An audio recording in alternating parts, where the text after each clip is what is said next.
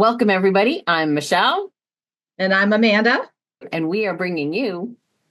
Alternative Health Conversations. So, what is our alternative health conversation today, Dr. Amanda? Well, there seems to be a lot of talk recently, the last year, couple years, about peptides. More and more about the oral peptides. But I went to a presentation recently that this guy was talking about injectable peptides too. So let's discuss what we know about these things. Yeah. Well, first, let's start out with what is a peptide, because we've all heard it and it's a big buzzword. So, talk to us about, well, what is a peptide? Right. Well, a peptide is a short chain of amino acids. And as we know, amino acids build to proteins in the body. So they're little tidbits, if you will. Little pieces of the big puzzle. Yes, building blocks for the body. So, in the way, And our body is full of them.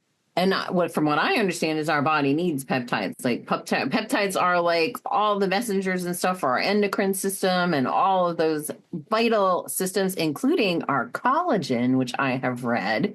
Which, if you're concerned about wrinkles and you are of a certain age, and of course Amanda and I are looking beautiful because We use peptides, but not oral or injectable peptides. We use the natural peptides that our bodies make.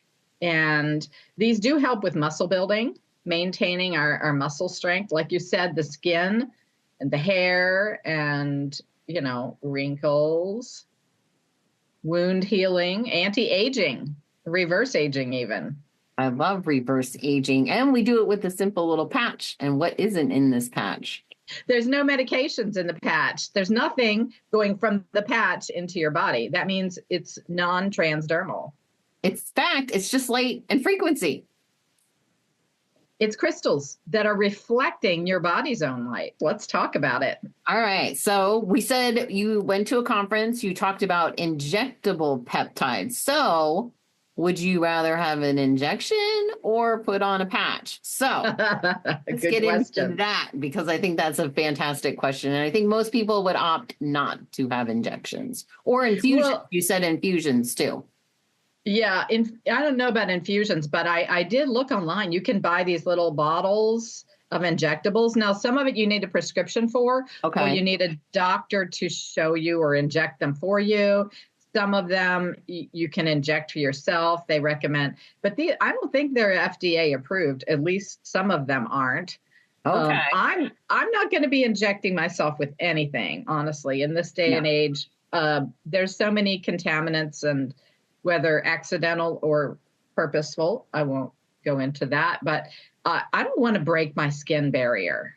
I don't want anything to cross that threshold that the Most High has created to protect our internal workings, if you will. Yes. I mean, the skin is there as a protective barrier against bacteria, against pollutants, toxins of all kinds, which is another discussion for another time on what we put on our skin and how it affects our bodies. And when we inject it, essentially it's a foreign body. No matter if it's natural or not, it's still something that your body didn't create. That's right. Right. Okay. But there are a lot of benefits with peptides. And I also question sometimes the effectiveness. Now, other people may have more experience with this, but using oral things to boost our body's production, to fill in gaps. Of course, we take vitamins. They need herbs. Exactly. They need to be natural. They need to be in a form that the body can absorb, can use. Where when we're using a patch, we don't have to worry about that because it's the body's own working, the body's own reflection, and it's a signaling technology. So it's not doing anything harsh. It's not forcing anything on the body. Whereas you take a pill or you inject something, it's somewhat forceful. And when you talk about a signal, you're talking about something as simple as every time we go out in the sun sends a signal to our body to produce vitamin D. So I think that's the easiest way to explain that signal part. And it is natural, like our bodies naturally receiving signals all day long. We are energy, we are frequency, we are vibration. So we are not only sending out signals, but we are receiving signals. And I recently read a study that actually said that the ends of our telomeres are like little communication devices inside our own internal and external communication devices. Our hair too. Our hair is an antenna. Oh, I did not know that. Yes. Very. Oh, on a side note regarding that, there were some, not the code talkers, but there were some Native Americans that were really expert trackers, and they were brought into the military. I don't remember what war it was, but they were brought in, and then they cut their hair off because they joined the military, and they couldn't track as well as they used to. So there was some energy, some activity with the hair. It's not just dead tissue that lies on the outside of our head. Which brings me back to peptides. Okay. Yeah, because yeah, well, the benefits that are advertised for the injectable peptides, I want to go over some of these. Just even though we may not choose to use the injectables, we can see the benefits, and they will transfer also to what we're doing. And one of them is anti-aging and skin health. You know, we talked about the collagen production, improving that. The ability to enhance the muscle growth and growth hormone in particular. And so that prevents muscle loss. We have, muscle age-related muscle loss is a problem. Post-menopause, we've been talking about that too. With muscle and bone density, osteoporosis, osteopenia, sarcopenia, which is the loss of muscle. Also, weight loss. There's been a lot of promotion of the peptides for weight loss. Have you seen that? Well, it makes sense because the more muscle you have, the easier your body burns fat. So if you don't have a lot of muscle, your body is not efficiently burning fat. Sure. Just spending hours in cardio doesn't necessarily mean you're building up muscle either. That's true. Very true. In fact, it's the opposite. You're breaking down muscle. But also, it improves the metabolic process. So it's working on a cellular level. And then also we have the insulin control. That's part of weight loss or weight maintenance, and also appetite. Some people tend to just eat and not have any control over that, or not have good choices. And that's not just a mental thing. It's not just, oh, I'm not going to eat those. It's your body is craving something. Is it lacking nutrition? What is it? But there are ways to help with that control too. And it goes back to that signal. The signal isn't being sent that tells you that you're food, or that you're that you're full, or that you're satiated, or even what about when it comes to kind of like addictions, like sugar is a big addiction. So if peptides control insulin, those sugar irregular spikes and stuff are what causes you to crave that cake or cookie or sweet, or even in my case, a potato chip or a bag of potato chips. Well, that could be salt craving too. You crave salt when your adrenals are stressed. Your adrenals need salt to function well. And, one way to help with that is the adrenal cocktail first thing in the morning.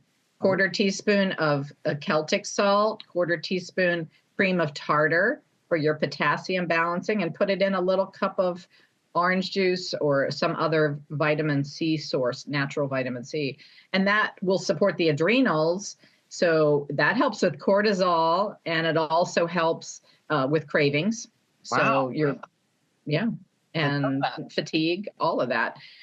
The sugar, the opioid receptors in our brain, the sugar molecule attaches to those. Is that what say that, like when they've done brain scans of people that use cocaine or things like that, that it lights up just the way that sugar does? Exactly. It's the same receptors. When you think about, okay, I'm going to stop sugar it is such a powerful addiction. It's as Yes. addictive as cocaine. Yeah. And it's not hard to quit sugar. But once you do, then you start tasting things differently. You start tasting Mhm. fruit and natural sugars. I don't use very much sugar. I don't eat processed foods, but I did find an unprocessed sugar it's just sugarcane juice that has been boiled down Okay. basically. So it has so sugar does have some benefits in its natural form. It Right. has a lot of minerals. And the problem is when we've taken that out and processed it, so where we have white sugar, white flour, the processed foods, and Yeah. particularly ultra processed foods. Well, not just the process, That's where but what chemicals were used to grow that sugar? You know what I mean? Like what do chemicals that. were used, not to mention the stuff coming from the sky. So there is all kinds of different things, but we try to get as pure as we can. Right. And buying organic when possible, that's important. Look for the unprocessed sugar. It's Okay. dark brown and it's The not raw. crystalline. No, it's not the raw sugar. It's a stage before that, even. Oh, okay. So it doesn't even look like sugar. It doesn't have the crystalline form. It looks like brown powder. There is a particular brand. I don't know if I want to mention it here, but they're actually doing research studies on lowering blood pressure and things like that with this natural sugar. But I found a more generic form on Azure Standard. A lot of people order from them on a monthly basis. It's a co-op that delivers a truck to your area. And I got a big bag and it was not that expensive. So that's what I'm going to be using. If I need to cook something, make something special, occasionally I'll do a custard, a stovetop custard, and keep the jars in my fridge for when I need something. Oh, nice. That sounds fantastic. So And get now, rid of extra eggs and milk. well, I love eggs and milk. For sure. Um, Staples of life. They are. And both, if you did not know, raw milk and eggs are both whole foods. So there's a little. Absolutely. So you can get everything you need just from that. So there are some other functions of the peptides, and one of them is neuroprotective and cognitive. So strengthening your brain, protecting your brain. There seems to be more and more brain degeneration and cognitive problems in recent years. And I will attribute a lot of that to the electromagnetic fields that are around us, electricity, dirty electricity, these earbuds that people are putting in, they're frying your brain. When you stick those things in, they think how close those are to your brain. I mean, you're not even supposed to put your cell phone up against your head. Glioblastomas, cancers, brain cancers, that's what they're caused by. And depending on where you've worked too, you could have been working in an environment with tons and tons of these things. And also sugar, that we were just talking about sugar. So, they're calling, especially dementia and Alzheimer's, basically type 3 diabetes, which is sugar insulin related. Yes. Which also can both insulin related diabetes and cognitive issues they also can be tied into electricity, electromagnetic fields. So anything we can do to mitigate that as well. So then let me address the cost. Let's just say, I'm going to do the injectable peptides because they work fast and they're really powerful. That's some of the argument. But they can range from $200 to $600 a month. And that's without, using a doctor. So if you have to have follow-ups. If you're injecting it, how much of that do you think, as we talk about with supplements, is just passing through? Because the other thing that I love to always point out is when you are doing any kind of even a supplement or an injectable or things like that, your body can't use it all. So now you're triggering other systems to process and eliminate that did not necessarily even need to be triggered, which I think, correct me if I'm wrong, then takes away from the overall effectiveness of what you're injecting in. Yeah, sure. I don't know specifically about the peptides. I would assume when you're injecting something, your body is getting mostly full usage of it. Mhm. But that doesn't mean there's no toxicity involved or Right. you're not getting too much. And so that's a Yeah. whole separate issue. And I that's think more what I'm referring to. Like, this is too much. right. My body can't use this. So now I I need to think get rid of it. it becomes a toxin instead of a benefit. Mhm. When you're doing oral supplements, Mhm. oral therapies and things, I think a lot of times you lose the potency with that because of the whole nature of your digestive system. Your stomach can't always break it down, or it's broken down too soon before it's had a chance to absorb in the small intestine. So And that technically, would it's be a my foreign question. object. And technically, it's a foreign object. So then again, your body doesn't know what it is. And then it stores it aside for later while it does what it can do. And that can be stored as fat or toxins or Mm-hmm. things like that. Or, yeah, so that's another reason why I always recommend natural supplements, herbals, Mm-hmm. whole food vitamins, not synthetics, because all these petroleum-based products, whether pharmaceuticals or synthetic vitamins, they become very popular. And the body, as you said, the body doesn't recognize them. Mm-hmm. It is synthetic, it is a foreign object. Now let me address the toxicity with overuse. I don't know if that's the case with the injectable peptides. We could theorize that it would be with the oral ones, possibly. I'm not sure. I don't think you're going to get overdose toxicity as much or as often with oral supplementation. But I had, this was many years ago when I first started as a naturopath, I had an Amish lady and I was doing some bioenergetic scans at the time, and I could see vitamin nutrient levels on people. A lot of times people were insufficient in certain nutrients, minerals, vitamins, and things. This woman was off the chart over on everything. Huh. And so she had been taking so many vitamins, let's just call them vitamins, taking so many that they became toxic to her body. Her body was not able to eliminate. I was like, I couldn't believe it. I'd never seen it, and I've never seen it since. I told her, I said, just stop taking everything right now till we figure this out. Yeah, because you're just Well, now because adding even more damage. yes, adding more damage, adding more pressure on your liver. Mm. And so many people have liver issues already. So much of that is related to the seed oils. That does stress your liver, your thyroid. It causes a lot of issues. And that's hard to get away from if you're eating any processed foods, and especially ultra processed foods. Right. And ultra genetically modified foods as well, like the corns and the soy and all those types of things. So how can peptides help with all of this that we're talking about? It can help balance our hormones, which we all need. Because you said we're surrounded, all those EMFs, everything of that, including plastics and a whole host of things, is all endocrine disruptors. Well, let me just say, we're talking about a lot of the benefits of peptides, but I want to talk specifically about the benefits of the patches. Okay.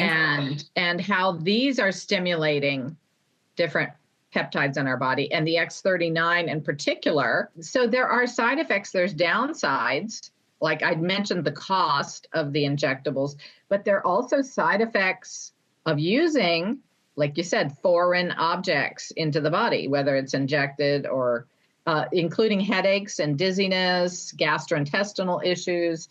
And this can be just a result of our body's response to the peptide, but something that's out of balance. Oh, it can cause more hormonal problems.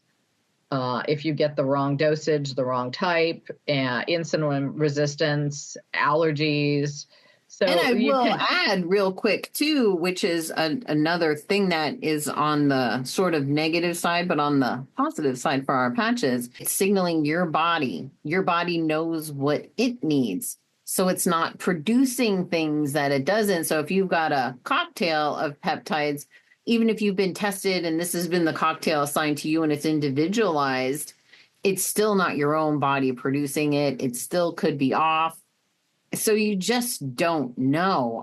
I trust my body. I know my body was created in the right way. And when we do stimulate it, it's stimulating the new healthy. I think we should say that at least, we're not stimulating the bad stuff because these cells are going and right, cleaning all that stuff up. It's cleaning that stuff up. So it's stimulating what you're lacking, you individually.